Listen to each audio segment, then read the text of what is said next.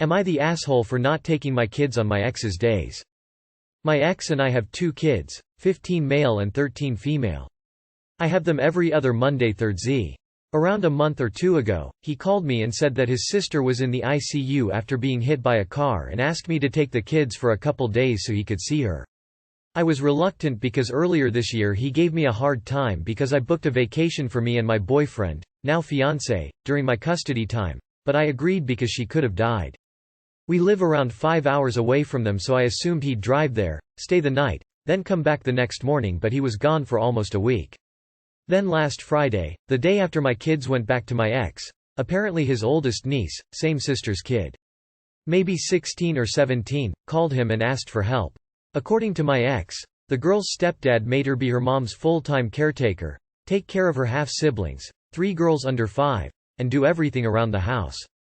He asked me to take them again so he could pick up his nieces and arrange for his sister to be in some kind of care home or have a full-time carer. I asked how long this would take and he said he didn't know and estimated that it would be around a week. I said no because he refuses to take the kids during my custody time and he screamed at me, saying this was a family emergency, called me a petty bitch, and said I'm a horrible mom. I still refused to take them, so he called my parents, explained the situation, and left the kids with them. Now, on top of my ex giving me crap, my parents are saying I should have taken my kids because this was an emergency. Am I the asshole for not taking my kids during my ex's custody time? You are the asshole. Those are your kids' aunt and cousins. And you won't even take care of your own kids so he can make accommodations for his nieces when their mother might not make it. Sickening. Your kids probably think you're the asshole too. I'd be surprised if you didn't nuke the relationship you had with them too. How could you think you're not the asshole? Even your parents told you as much. You are the asshole, you are the asshole, you are the asshole. You are the asshole. Going on vacation is not comparable to his sister being hit by a car.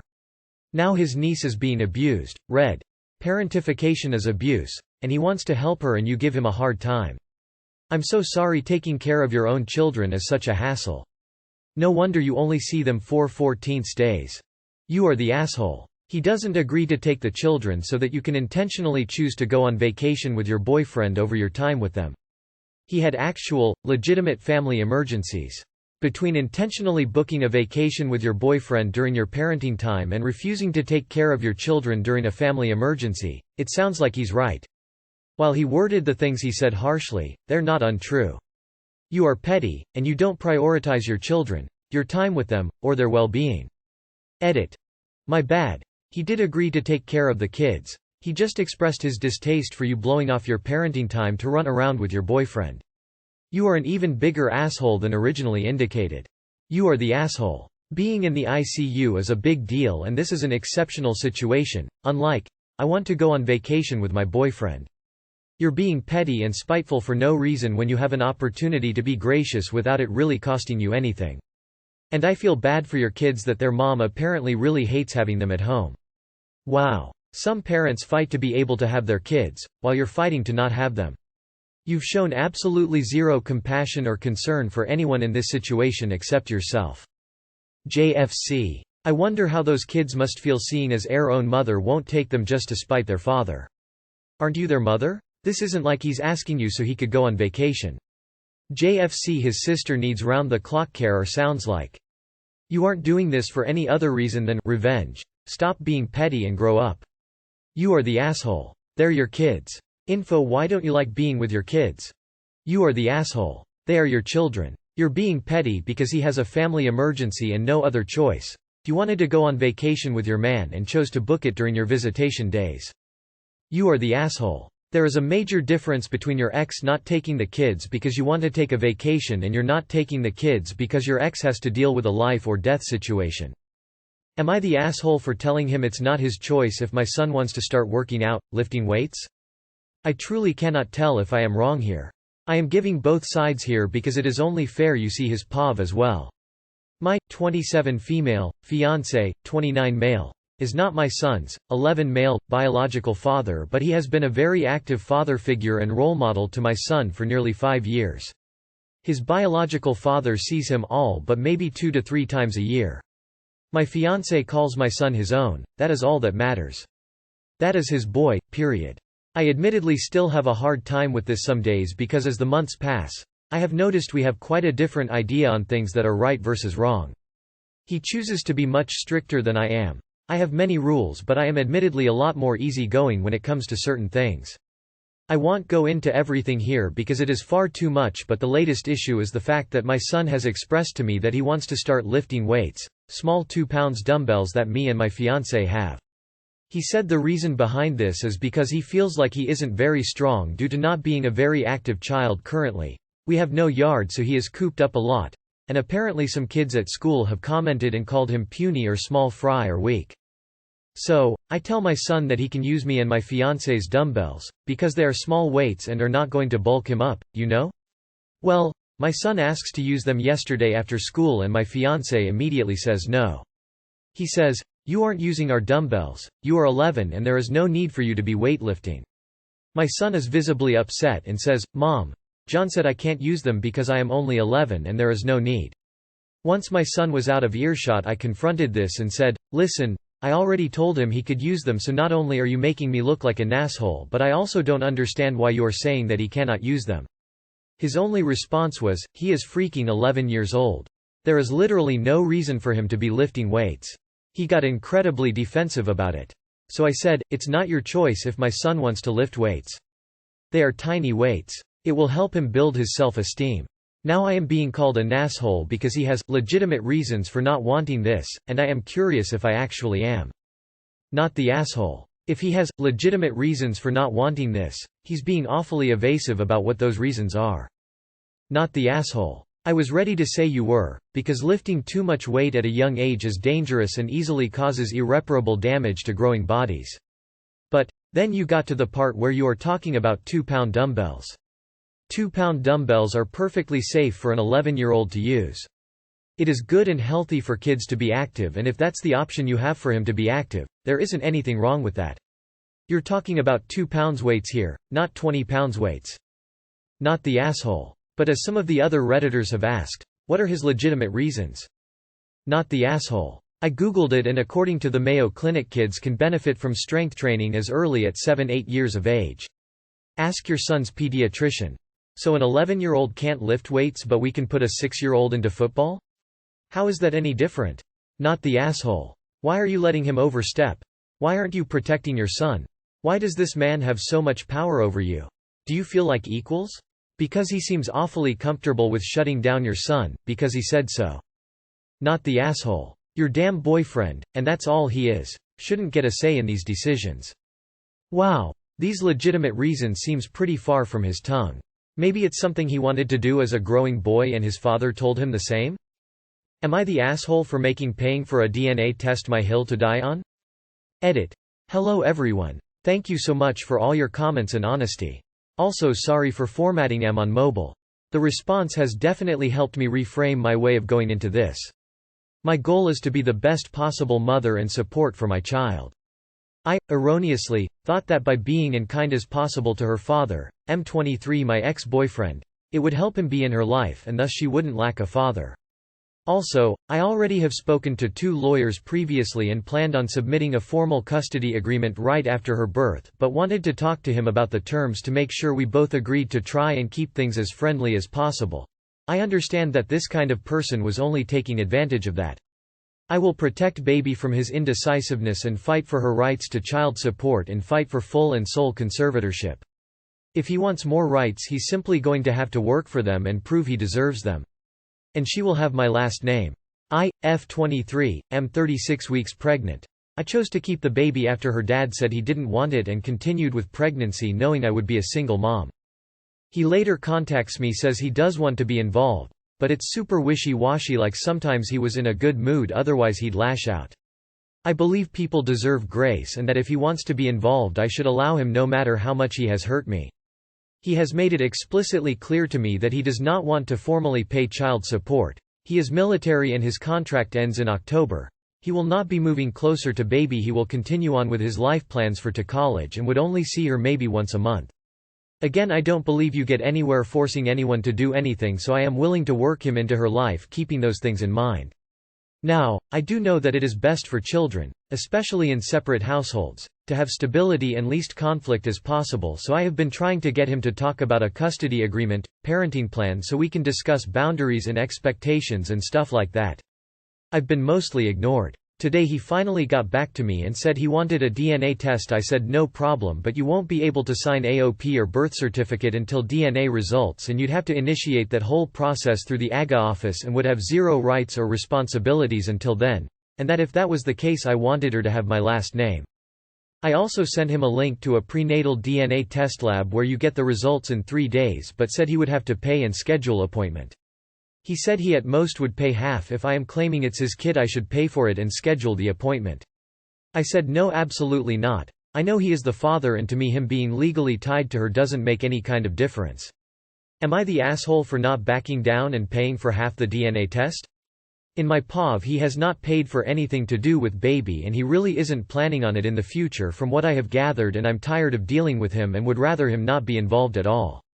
But maybe that's selfish to the baby. IDK. Not the asshole, but you should pay to get him to do it, as it will make it easier to get child support from him, which you should absolutely make him pay. Not the asshole, but your casual attitude may come back to bite you later. If he wants anything to do with this child, you should have a formal agreement. You can choose whether or not to enforce it, but it may protect you in the future if he decides that he wants to be more involved in her life for some reason. Part of your agreement should be he pays for the DNA test. Not the asshole. Court would make him pay for it if you went for child support. My spouse paid for 2 tests. First one wasn't admissible to court, so he paid for a second one through the court. You give your baby your last name and leave him off birth certificate. If he ever wants legal rights, he will have to establish paternity through courts to be named the father, otherwise everything is up to you as to how involved you want him. Not the asshole. Give the child your last name. As someone who grew up with her father's last name despite having not seen him since I was 3. Not the asshole. I don't know where you live, but in most places it's not up to whether he wants to pay child support or not. It is his legal obligation. You seriously need some legal advice here. Children are expensive to raise, and he should be paying his fair share. This guy is clearly ta-esh. You are 23, about to become a single parent, and don't want the father tied to you? So you don't want any child support ever? How are you going to feed, clothe, and house this child? Not the asshole. He's the one who wants the test, so he's the one who pays for the test. If he doesn't do it, then it doesn't get done. Not the asshole. I can tell you right now, you shouldn't be supporting him being involved. A father who comes and goes as he please with no consistent time spent with the child is damaging, not beneficial to the kid. You should also speak to a lawyer before you continue communicating with this guy. Know your rights and what exactly will happen to them once paternity is established. When you do talk to him, I suggest email or text so there is a record of what he's saying. You want to really keep on top of evidence of his behavior. He said, she said stuff doesn't get you far. This is your child. You need to start taking things a lot more seriously than it sounds in your post. Am I the asshole for threatening to disinvite my parents from my wedding for their ignorant comments? My 28M fiancé, 27F, and I are getting married next June, after dating for 10 years. I'm white British, from a village, and she's South Asian. My parents love her, and are welcoming of her, calling her a beautiful Indian princess, although it hasn't been much of a culture shock for them. She's very anglicized, Brit accent, because she lived in several countries before coming to the UK at 17. She went through a lot of racism before, which was horrible and direct, so she doesn't complain about small things. By that I mean comments my parents make out of ignorance, like teasing her for her name, making jokes about terrorists, her family are not practicing Muslims, how our children will all be called Muhammad, saying they would give our kids English nicknames, because we're planning to give them cultural names. Or calling her an Indian kitchen maid, if she's doing chores, telling her when she gets pregnant she'll have a Delhi belly. She doesn't react to those comments, but I know they upset her, and she doesn't say it because she knows it could be worse. Last week, her parents came over to meet mine, and they flew over in a 15-hour flight. Her parents aren't as anglicized as she is, and have heavy accents. I was so embarrassed when we went for dinner, and my dad started talking to them in a put-on Indian accent. My mum kept asking her mum about dowries and forced marriages, which confused them because they were obviously not that traditional if they were happy with their daughter marrying me. She also asked her mom if I died, would my fiancé jump into the cremation fire. Kept calling our Indian wedding, which they wanted, a big costume party.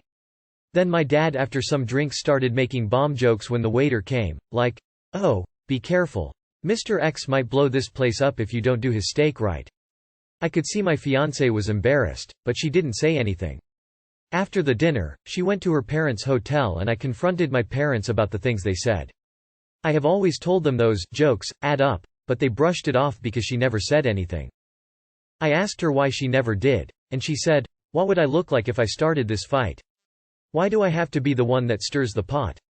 My parents started arguing that it was because they never had exposure to South Asians.